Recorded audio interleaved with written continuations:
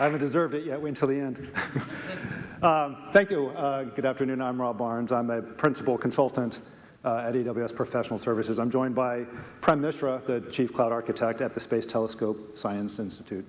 Thanks for joining us today. Ever since I was a kid, I've loved astronomy. I can remember looking through the picture books and looking at the planets and the stars. And of course, that one misleading image of the solar system where all the planets are neatly lined up and they're really close together and it's not entirely accurate. And I remember when the first space shuttle was launched, to me that was one of the where were you when sort of moments. Like that was impactful to me as a kid. So I was really excited in March, just 2 months ago, when researchers made the announcement of the oldest star ever detected. Any ideas how old that star was? 12.8 million? 12.8 billion, yes. It's almost 13 billion years old this star is, or was.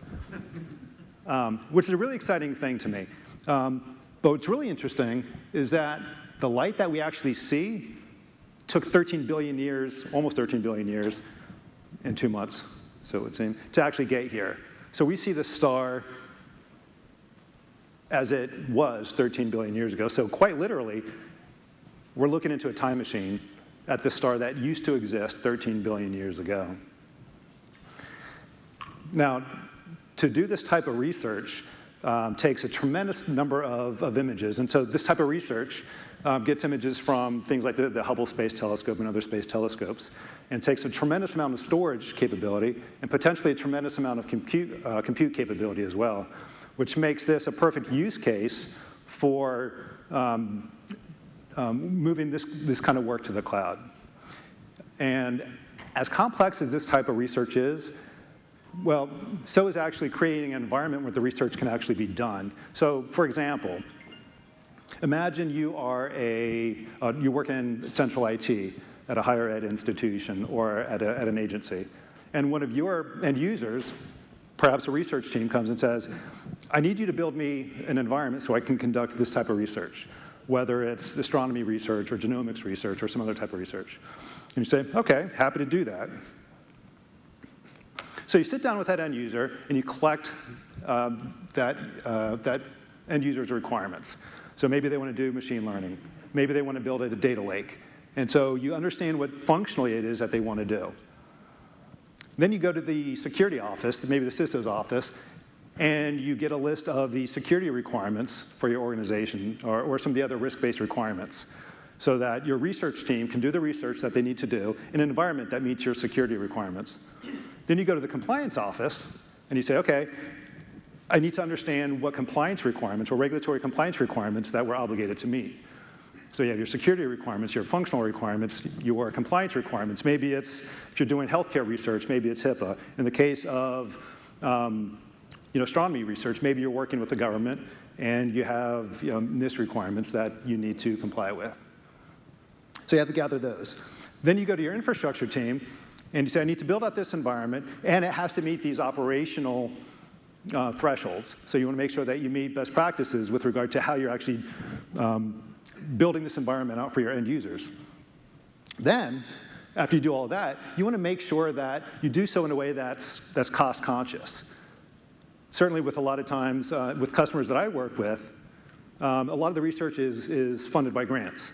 And so from an organization perspective, my customers need to make sure that the work that the research teams do doesn't exceed whatever their fund cap is. Or perhaps your own organization has limits on what your end users can spend in your end user accounts. So what we end up with is a research environment, an AWS account, or a collection of accounts that meets your research team's requirements, that meets the security requirements, so that your security team is happy and comfortable knowing that this environment is one in which the research teams can conduct the research, but still, the security team still has insight into the security controls that are in that environment. You're meeting your compliance requirements, your operations team is happy, and now you have cost governance over those environments to ensure that your end users aren't exceeding whatever their thresholds are. So with these types of requirements that Prem and SpaceTelescope Science Institute came to us, Professional Services, with. They wanted us to help them build an environment where where they can help their customers, their end users, create an environment to conduct their research in a way that meets all of these requirements. And historically, this kind of work can take days, weeks, or longer. So what we've helped them do is build a solution where provisioning in an environment like this doesn't take days or weeks or even longer. I mean, it's almost literally a push button, and end users can get an environment provisioned really in minutes. And to talk about his journey is Prem Mishra from the SpaceTelescope Science Institute. Thank you, Rob. Good afternoon, everyone.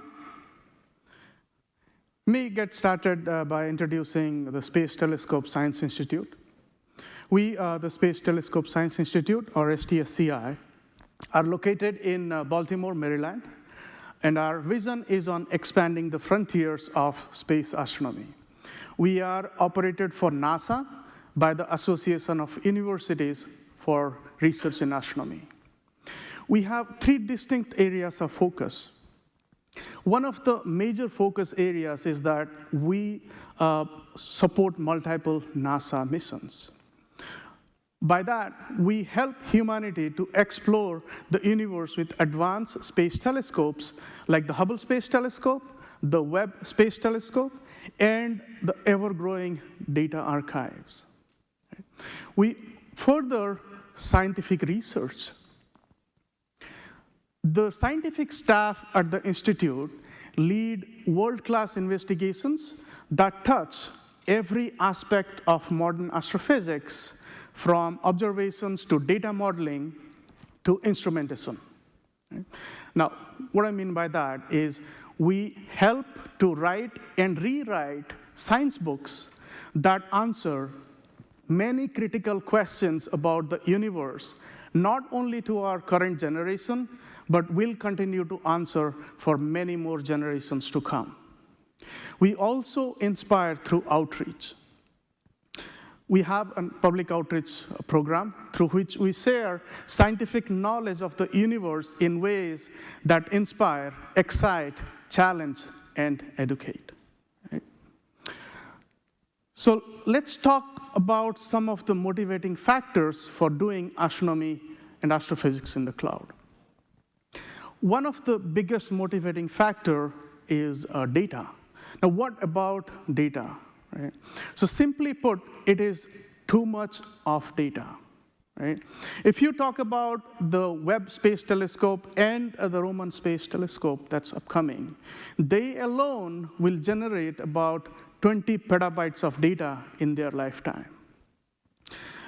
Also, the new astronomical analysis increasingly relies on merging large and complex data sets in computationally demanding ways. And often, these data sets are geographically distributed, and it's impractical to move these data sets to the computing centers as needed. However, the researchers must be able to perform customized queries and analysis to answer new queries. Right? The second one is query-driven astronomy. Now, astronomy is increasingly becoming more and more dependent on the archive data sets and the queries that run on them. The survey data sets are stored in archives, and much of astronomical analysis increasingly relies on investigating archive data through queries and synthesizing the insights to create new insights. So if you look at this picture here, this represents the number of research papers that's released using Hubble Space Telescope. Right? And the orange and the green sector here, they specifically represent the number of research papers released using the Hubble archive. So that tells us that more and more scientific research is becoming dependent on the data archives. Right? Also, the astrophysics and astronomy data sets are becoming increasingly complex in the sense they are always advanced, fast evolving, And often they need data-integrated software to extract critical ideas from the data. Also, the data set is time critical. The data sets needs to be fast collaborated, verified, and coordinated to get the computation done with those data to extract more ideas from it. And the data sets are interconnected. They need to be layered with multiple data archives from across the world and from various different sources as well. It is diverse. Also, one other thing is that the data sets are becoming increasingly more open and much more quicker, in the sense citizen astronomy or citizen science becoming more and more popular as the data sets from all these instruments in the archives, they become available mostly at real time. So you have a lot of this data available. Now we know we can use the scientific software, the queries, to extract the ideas. But there is an old problem. The computation cannot always happen close to the data, right? And let's talk a little bit about the astronomy community. The astronomy community regularly works on large, diverse teams across many to dozens of institutions around the world. And it depends on and contributes to a fast-evolving ecosystem of open-source software. And that's within astronomy, and this software, they get contributed for other research work also, right? And moreover, this astronomy community, the scientists, they want to focus on extracting the science. They don't want to manage the data, where it is stored, how it is stored, and how do I manage permissions for my collaboration. So they don't want to manage all that, right? And that is where the cloud comes into the rescue, right? So why use cloud? Now, in cloud, the large data sets can be easily co-located. And building science platforms and services around the data in AWS can easily use the on-demand, scalable, and elastic compute power of the cloud. Also, with cloud infrastructure, we can naturally co-locate the data next to the compute. And the big thing is, with well-built and maintained software environments, it's easy to support the whole community in the cloud that enables a massive enhancement in scientific accessibility. So now we know that cloud can be really, really useful for doing science computing or research. Let's talk a little bit about the cloud adoption, right? So when you talk about adopting the cloud, it is very critical to understand that cloud is not just using someone else's computer. It is once in a generation fundamental shift. This is very critical to know, accept, and adopt. Without that mindset, we won't be able to do cloud at scale and speed. So let's talk about why and how, right? Now, in this slide, you have the x-axis that talks about the infrastructure scalability, and then we have the y-axis that talks about the feature enhancements of your data center or capability of the data center. Now, of course, in the lower left-hand corner, we have a traditional data center. The traditional data center, as you know, is equipment-powered infrastructure. It is a rigid framework. In that traditional data center environment, we build a server or a VM for everything that we need. For a web server, for a database server, we keep a VM, right?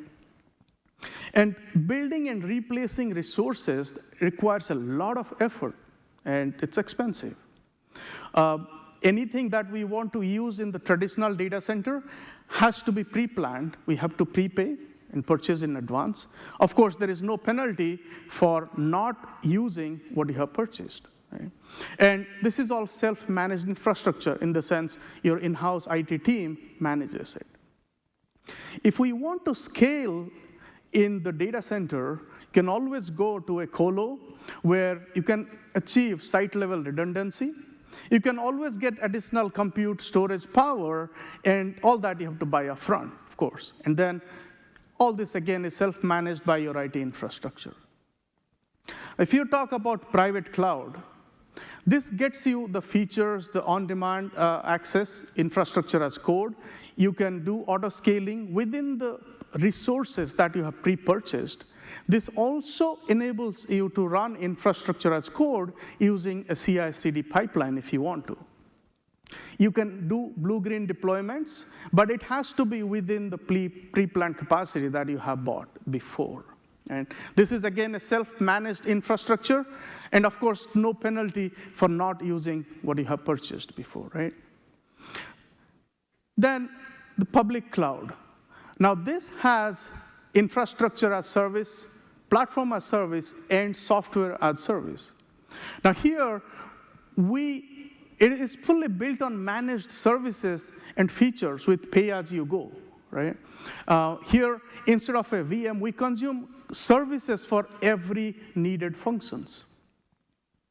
The applications can run on serverless architecture. You don't have to have a server or a VM for every, you can run on serverless. You don't have to manage those servers.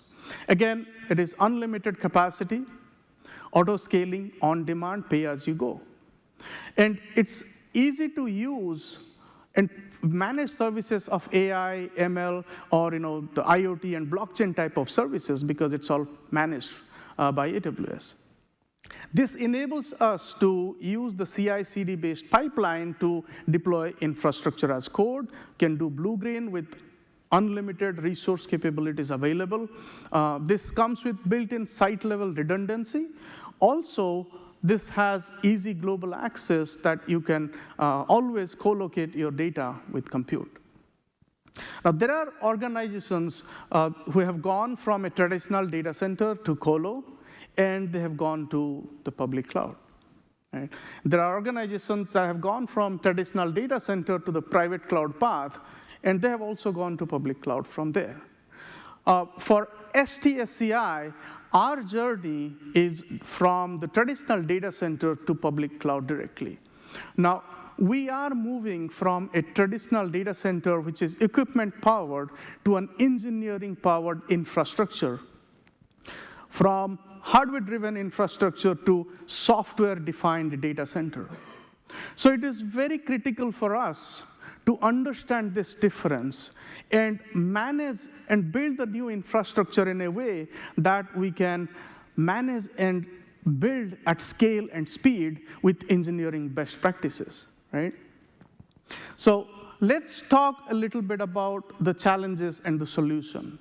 Now, if you talk about the accounts, AWS accounts, I'm not sure how many of you have used Control Tower. A Control Tower is a service that is managed by AWS. It's a managed service, and it's used for provisioning and managing your AWS accounts, right? So if you talk about the life before Control Tower, you provision an account, and then you go through linking it to your payer account, and then you build your VPC, your IAM user, you enable Security Hub, you put your guard duty in there, IAM access analyzer, S3 access blocking. There are a lot of things that you had to go through to just baseline the particular account so that the users can use it. Now, you did it for one account. However, when you have to do for multiple accounts, it was not consistent. And every build would take either hours or sometimes days, depending on how much of customization you had to do and base builds you had to do within the account. So this was challenging. Now, if you talk about our scenario, our organization, we have a wide variety of requirements, which means supporting critical NASA missions to supporting the educational community. There is a wide range of need that we got to support and the customization of those accounts. And it's in hundreds, right? Hundreds of accounts we got to manage with these customizations. We could not just do the standard build process even with Control Tower, right? So what we did, we went to the route of automation and complete automation to manage our infrastructure as engineering framework.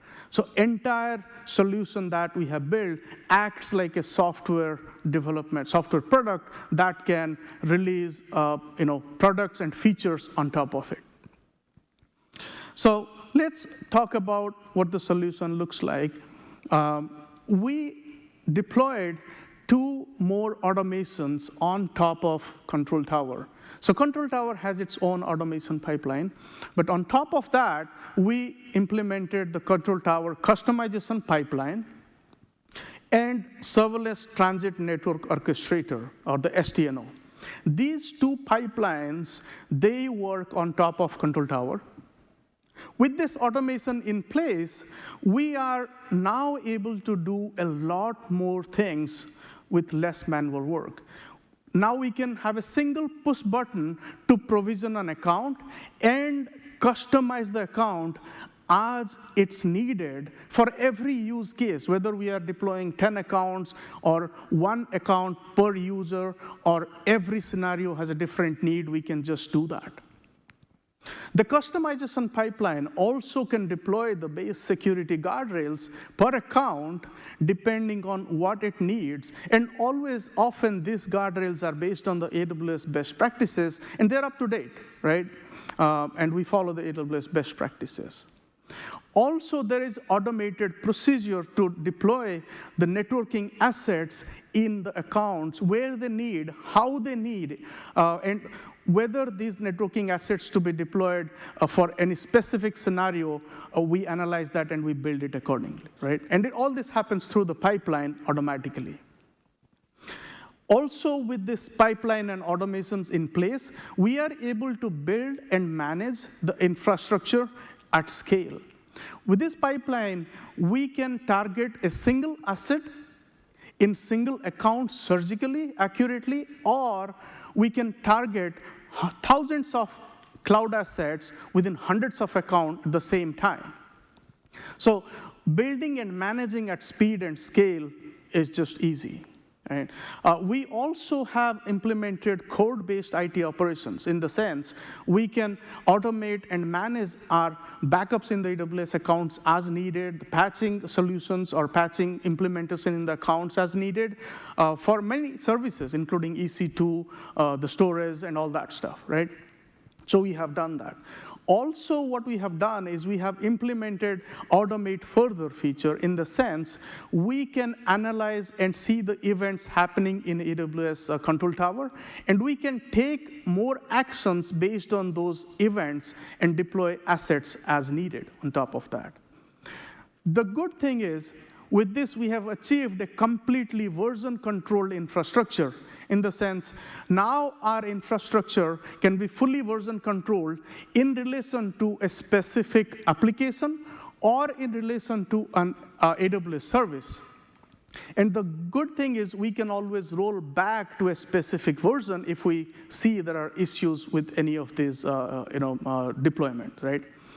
Also, with the CI/CD pipeline-based feature releases, we are able to follow the software engineering best practices when we are managing our infrastructure through this code. This also enables us to adopt the DevSecOps and shift-left approach in the sense anything that we deploy in our framework now can be code reviewed and sent through the security checks before the asset gets deployed. So, with these pipelines in place, now let's talk about what exactly is happening in the background.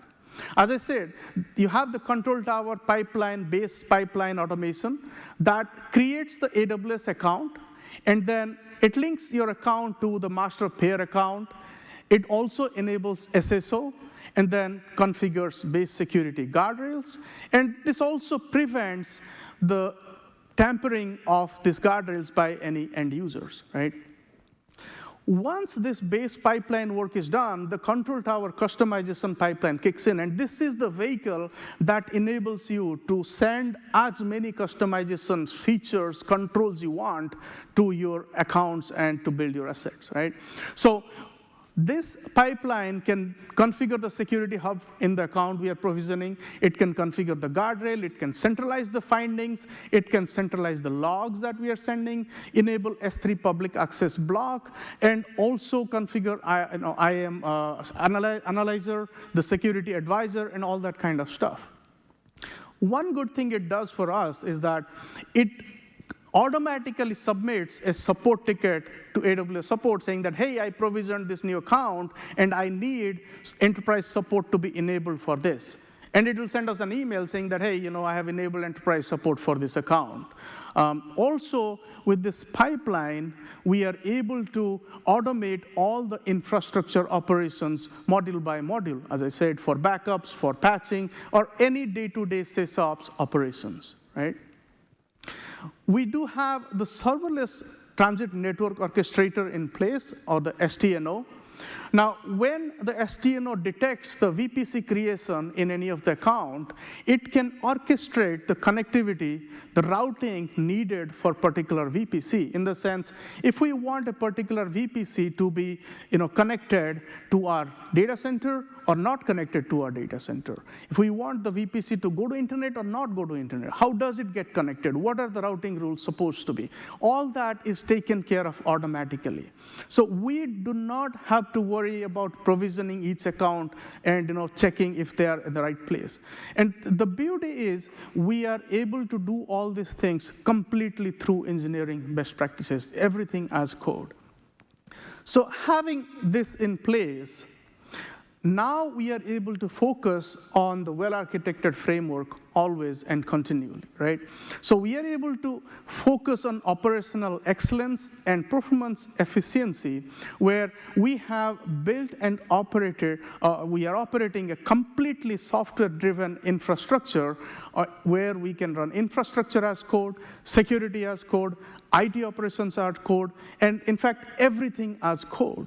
Having all this code-enabled and with engineering, we are able to focus more and more on building and supporting more applications on our cloud environment, and thereby enabling the science on cloud infrastructure.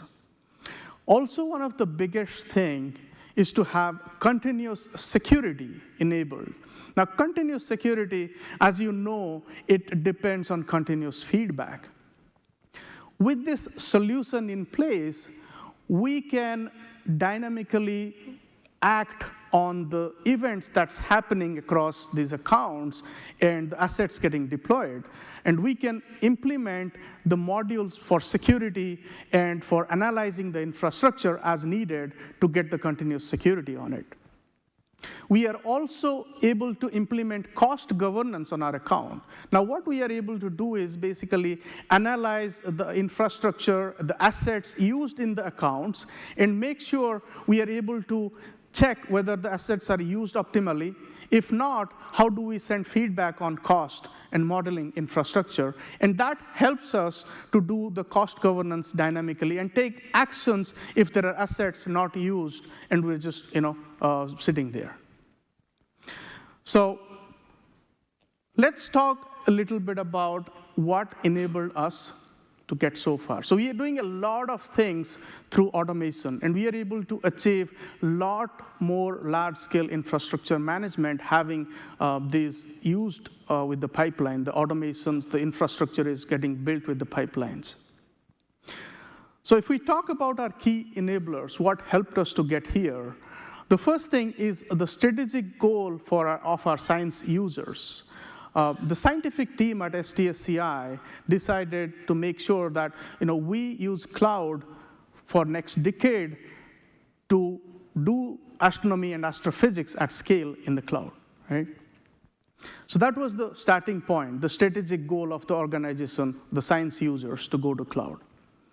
The second thing is the vision, the focus, and support from the institute leadership team. This is what I always say, is that we, the builders and engineers, are like a very, very powerful rocket with a payload to deliver. But we cannot deliver the payload at the target unless we are told where to deliver what is the target, what is the path, and we have the required fuel and a launchpad, right? So our leadership gives us that. They continuously support us to give the vision, the support to move forward with this.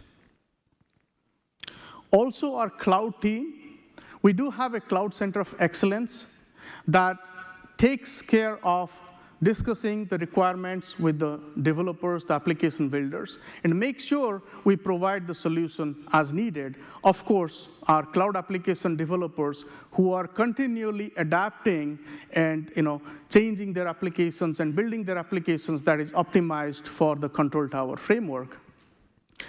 Our chief engineers who are working with the developers and the infrastructure team to make sure that the applications are built and managed as per the cloud practices. Also, our IT staff who are continuously learning and adapting the cloud skills and making sure they're moving away from managing the infrastructure in a traditional way to manage the cloud infrastructure the engineering way. Also, the AWS Professional Services has played a key role with us. Now, if you talk about taking the idea to implemented product, it takes a lot of effort. You have to look at the requirement and find out what particular service is going to fit the need, how is it going to be built, do some groundwork. So AWS Professional Services, with their expertise, they do this groundwork. When we have a requirement, they do the groundwork to build a base code before they bring into our environment. So in our environment, we make sure we adapt it, we customize as per our need, and make sure that we test it, we do the required knowledge transfer to make sure we are able to manage it on our own. And of course, when we are doing all these things, it's not that we are not facing challenges. There are a lot of challenges. There are billing-related challenges. There are support-related challenges. And of course, there are service-related challenges. So when we do face these challenges, our account team, they jump in and then they try to understand where the issue is, what's going on, and they try to resolve these hurdles and help us move forward. Right? So I thank everyone who has helped us continuously to get this far and on this journey. So coming back to the cloud for astronomy talk, if you talk about astronomy and astrophysics in cloud, it is very important to understand that to do what we want to do on the research sector, cloud is playing a very, very critical role. Now, STScI continues the cloud adoption journey to use it as an effective tool for advancing science and astronomy to eventually answer the big questions that many of us are waiting to see the answer for. And that is, are we alone? In other words, is there life outside this planet? And if it is, what it is like, right? With that, I thank you all for stopping by and taking some time to listen to our story for the cloud adoption. And hopefully, it gave you an idea about how automation can be powerful to manage large-scale astronomy infrastructure. Thank you so much. If there are any questions, we are ready to take, but I don't know. Hold on, we've got a microphone. Thank you. For your data sets, I imagine there are S3 buckets. Do you use like Athena, Aurora, Redshift, or all of the above to make queries to those data sets? So we do have many services, many modules that we have implemented so far. And one of the modules, our cost governance module, actually uses Athena for that query and responding to those actions. But I mean, it's not one module. We have developed like many modules. One of the modules does use Athena. I have a quick question. I recently, before you began to, awesome, appreciate it. Well, I'm interested in pursuing a profession in cybersecurity. So I was interested in scanning the QR code. Do you think you can pull it back on the screen, please? That way I can scan it. That.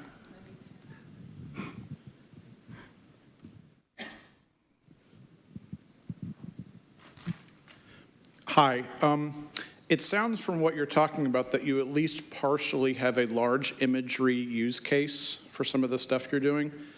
I was wondering, because in the imagery world, they've come up with some pretty unique and sometimes physical world solutions for large upload into AWS from imagery sets. And I'm wondering if you had that use case, what you did about it, and is that automated, your solution?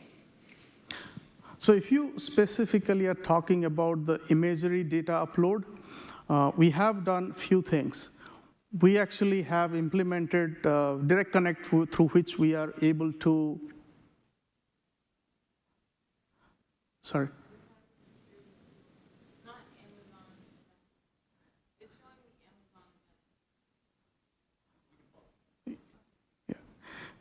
So, what we have done is one is direct connect where, and we have, two type of internet connection, both internet and I2, through which we are able to upload the imagery directly to AWS. But we also have used, the hardware, Snowmobile, to send hardware, data.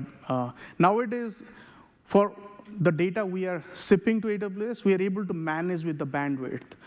If there is a situation where we needed any extra hardware, we will use it. But right now, we are able to ship about almost up to 80 to 100 terabytes a day with our bandwidth.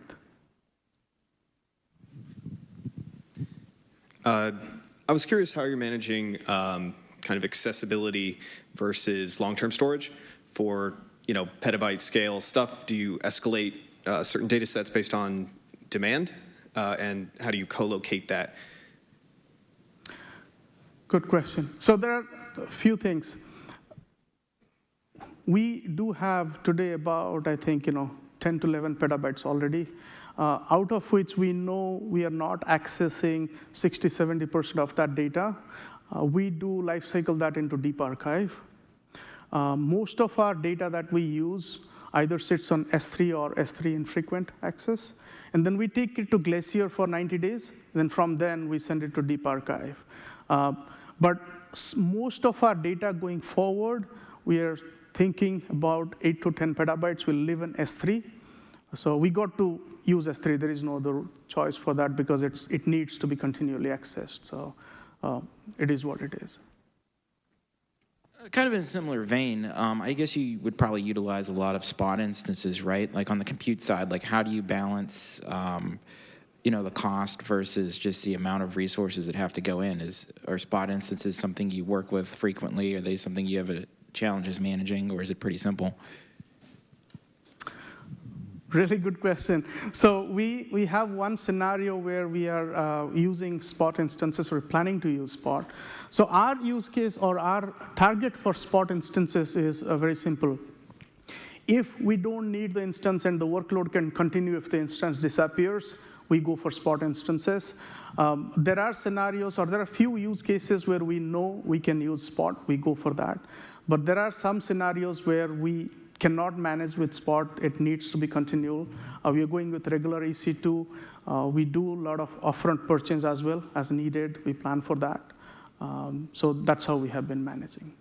Do you know the percentage of on-demand versus spot for workload? It doesn't have to be accurate, just kind of a general. Like, is it more spot, more on-demand? I'm just curious with these kind of big research I would say right now, as of now, it's mostly 50-50. The workload we are evaluating, it will make us 50-50. Ongoing, maybe, looking at the solutions, we'll try to use more spot. But right now, if we evaluate the current workload that scales, it'll be about 50-50 for us. There was a question there. I was sort of wondering, you mentioned very early on, thank you, I don't even know if I needed it. Now I have to be quieter. You were mentioning earlier some of the challenges with data integration. You mentioned some of the open and public data sets. Could you kind of talk about how you were working with open data, how you were hybridizing it with your internal data, how you're managing that within your S3 environment, or just broadly at a policy level? So this is the challenge. As I was saying, we have very distinct areas of control we have to manage. For the open data that is available, if you look for Hubble public data or the MAST public data, that's accessible to anyone, read-only, period, right? But there are some data sets that are not public yet. They will become public, and there are some data sets really private. So for those kind of data sets, we implement ACL, where from it can be accessed.